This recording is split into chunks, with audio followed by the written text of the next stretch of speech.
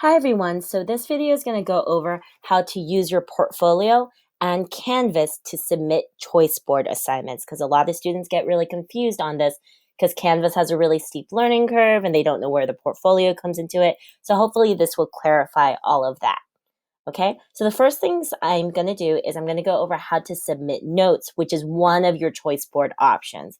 And every unit you have a minimum number of notes you must submit based on the lectures that are available. So in this case here, we're going to make sure we use our folder first. So we're going to upload the notes to our portfolio, and then once it's in our portfolio, we're going to go to Canvas and use Canvas's submission function and then select the file format drive. Okay, so that's pretty straightforward, but some students still get a little bit confused on that. So here's what we're going to do.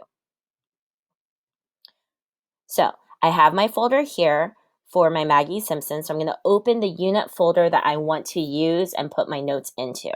And now what I'm going to do is, if I have digital notes, I'm going to form my digital note document here. So I have a few options. I could just simply add a document and then put it in here.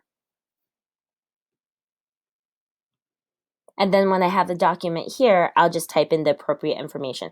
I'm going to write the A1 square, the topic of the notes, and then my name. Okay, so my topic number, and then the topic of my notes, and then my name. And in addition to that, I'll put that on top of the notes here. And then when I'm done doing that, I can just take my notes, and it should be in my folder now. Okay, right here. So when my notes are done, I'll use this folder file and I'll submit it through Canvas. I'll show you how to do that, but let me show you some other options you have for getting your notes started. Another way you can get your notes started is, instead of creating your own document, you can copy an existing template. Okay, so if you go to the portfolio folder here, or the portfolio instructions, or any other things related to notes, I put this link everywhere. You can pick optional digital template, which isn't a ton of information, but some students find it helpful to have like just kind of a quick setup of the name of their information and everything they need here. Okay, so in this case here, because this isn't editable by you because you don't own it, what you're going to do is you're going to make a copy of this document and you're going to put it in your folder. Okay, so all you're going to do is find your portfolio and then you'll get it in there. Okay, so you'll just select your folder file. This will take me a bit, but I'll set it up real quick. So find your portfolio, pop it in there into the Unit 1 folder. Okay, so just because that took a little while for me, I'm going to just set it up and show you where it is. Okay?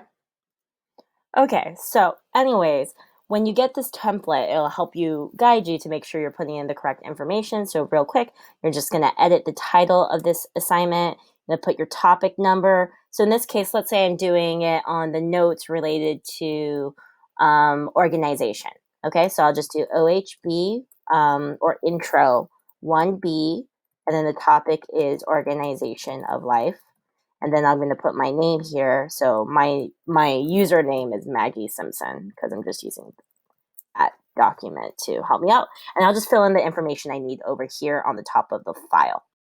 All this is set up. I should check my main portfolio. It's there. I'm all good.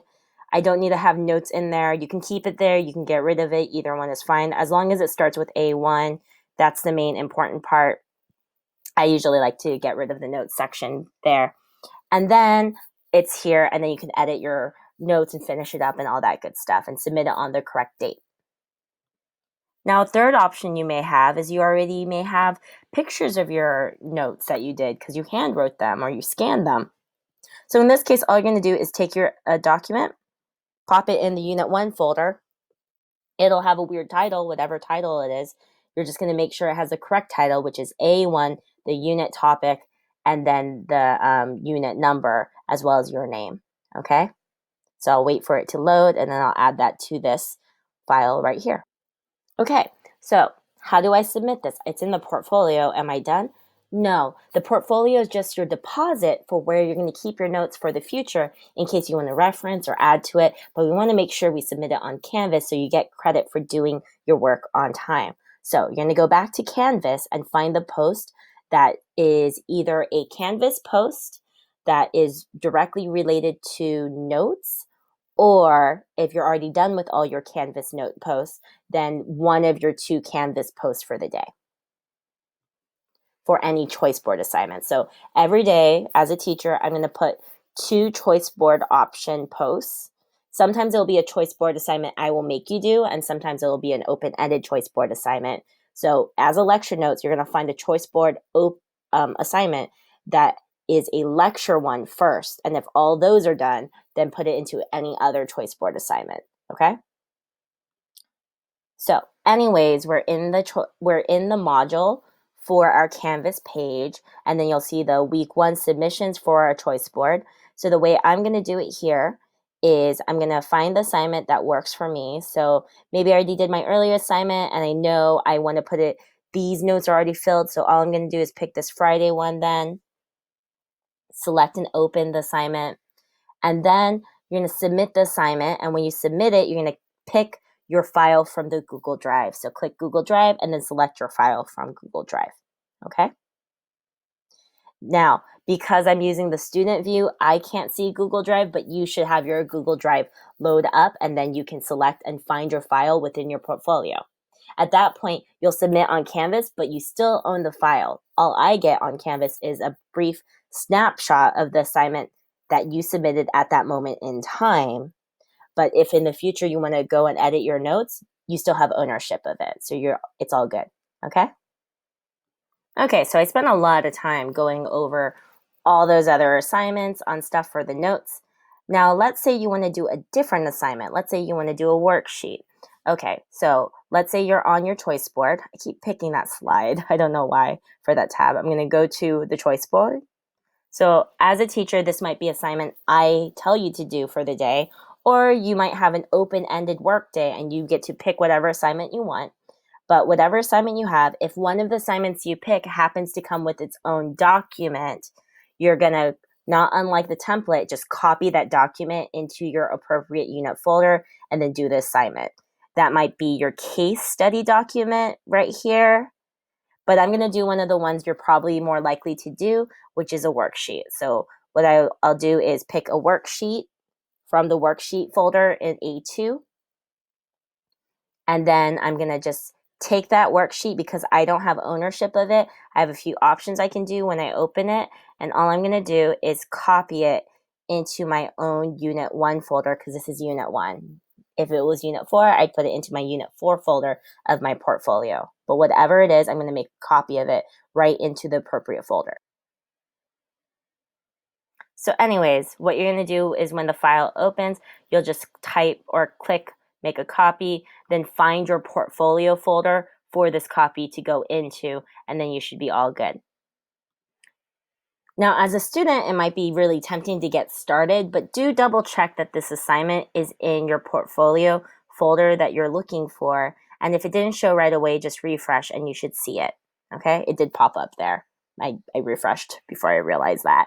So anyways, it's there. And then here, just as a quick thing, we always want to edit whenever we can, just for like our ability to navigate later. And I generally speaking, rename by getting rid of the copy section. I like to keep the grid number in front just because it makes it easier to find certain assignments and grade them, but I would add your name at the end. So that way it doesn't get mixed up elsewhere as a teacher within all the stuff I have access to. So anyways, you have that, and now you can just finish your assignment, and when it's done, same deal, you're gonna go to Canvas and find the post for the assignment on Canvas. And then once you get the box to open for submission, you're going to hit Google Drive. So generally speaking, you'll submit this assignment if on any day when you have a non-lecture post, or if you're already done uploading all your required lectures for the unit, then you can submit it to any ChoiceBoard post for the unit. Okay, because this is a non-lecture worksheet.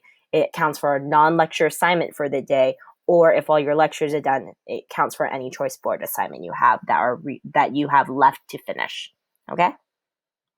Now, one cool thing about this is sometimes if your Canvas is buggy, because sometimes Canvas goes down and there's some issues, you still can get credit for having your assignment done in time as long as it's in your Google Drive and the modification date matches the due date of the assignment. What do I mean by that? Well, let's say you weren't able to submit it on time and you had to submit it a little bit later. Well, in that event, do not edit the file. I should say on time, by the way, all these typos. But you can see here last modified date, right? So if it is on time and you don't touch it afterwards, as a teacher, I can see the last date you did it, so I can give you credit for doing your full work. Now, in the event that this does occur, what you'll do is make sure you comment on the assignment after you submit it, so I know to check the timestamp on your assignment. So you'll still do the same thing while you're load from your Google Drive. And then when you're about to load your assignment or when you added your Google Drive assignment, this box for comment should come up. And in this box, all you got to do is couldn't access Canvas, check modified date on portfolio. By doing this, I will see your assignments late, but then I see this comment, so I'll double check your portfolio, and then, oh, it was done on time. I'll give you full credit, no deductions.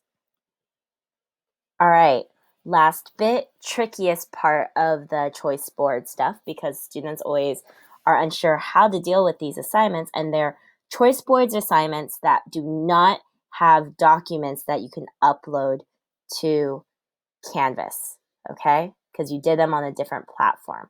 Well, this is real easy. You're just gonna go to the assignment and do it. So let's say you wanna do the actively learn reading. So I'll click on the actively learn, I'll get it done, I'll submit it, and then I'll take a note of the assignment name. It's Baked British Gentleman, it's actively learn, and it's D3. I'll just make sure you write D3 and then some element that makes it identifiable.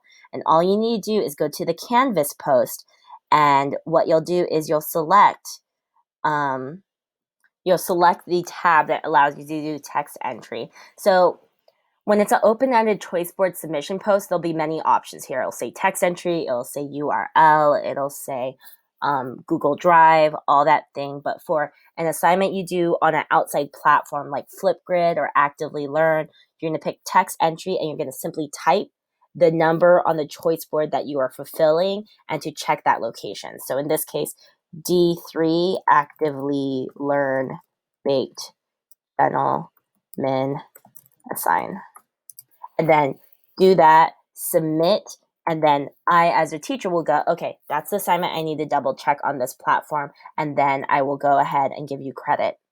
Okay, so that basically covers all three types of Canvas assignments you may be using, and how some of them may use your portfolio, some of them may not, but how you'll still ultimately post all of it on Canvas, and where most of the assignments, if it's a Google document, then you need to make sure it's in the portfolio before you submit it on Canvas so it's all in one place. All right, so hopefully that makes it all clear for you, and that way you'll be able to get going for the year. Bye.